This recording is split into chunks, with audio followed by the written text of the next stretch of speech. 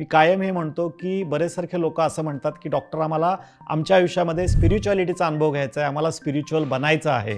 सगळ्यात महत्त्वाचं म्हणजे दिवसातून 3 वेळेला सकाळी उठलं, दुपारी, रात्री जेव्हा कधी वेळ मिळतोय त्यावेळेला जे मला आत्तापर्यंत प्राप्त झालेलं आहे, ज्या ज्या गोष्टी माझ्या आयुष्यात आहेत त्याच्याबद्दल कृतज्ञता बाळगणं, त्याच्याबद्दल ग्रॅटिट्यूड व्यक्त करणं, सकाळी उठल्या उठल्या आणि रात्री झोपताना किमान 2 वेळा तरी.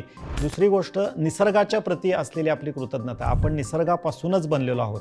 आपलं शरीर हे पंचतत्वांपासून किंवा पंचमहाभूतांपासून आलेलं आहे. सो रोज सकाळी सूर्याचं दर्शन असेल, आपल्या गार्डनमध्ये झाडांशी फुलांशी बोलणं असेल, आकाश तत्वाशी कनेक्ट होणं असेल, पृथ्वी तत्वाच्या बद्दल कृतज्ञता बाळगणं असेल, हे सुद्धा एक स्पिरिच्युअल प्रॅक्टिसमध्ये येणारीच गोष्ट आहे. हे मी एक सांगू शकतो. तिसरी आणि महत्त्वाची गोष्ट जी स्पिरिच्युअल प्रॅक्टिसमध्ये आपण करायची ते म्हणजे फास्टिंग. आणि फास्टिंग हे दोन्ही पद्धतीचं फास्टिंग पाहिजे.